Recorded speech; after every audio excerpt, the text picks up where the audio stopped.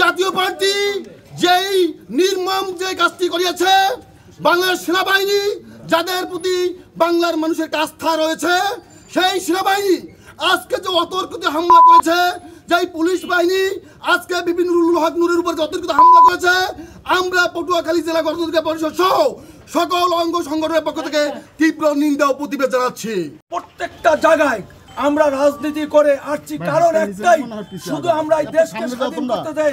ছাত্র জনতা তাদের যে রক্ত দিয়ে স্বাধীন করেছি, এখন এই জাতীয় পার্টি তারা পূর্ণ আবার দিতে আসতে আসতে আওয়ামী লীগ পিছন থেকে তাদের মদত দিচ্ছে।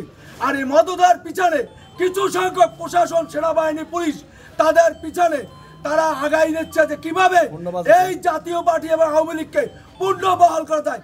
তাই আমরা প্রতিবাদ জানাচ্ছি, যদি তাদেরকে অ্যারেস্ট করানো না হয়, জাতীয় পার্টির এই জিএম কাদের সহ যারা এই পিছনে তারা কার্যক্রম করতে, আমরা বৃহত্তম আন্দোলনের জন্য যাব।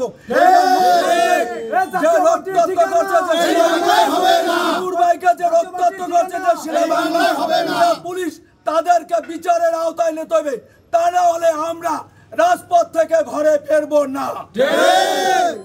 এই যে আওয়ামী লীগের শরিক দল 14 দল, সেখান থেকে অন্যতম জাতীয় পার্টি, সেই জাতীয় পার্টি আওয়ামী লীগ তাদের হাত ধরে এই আগামী সংসদ নির্বাচনে তারা আসতে চায়।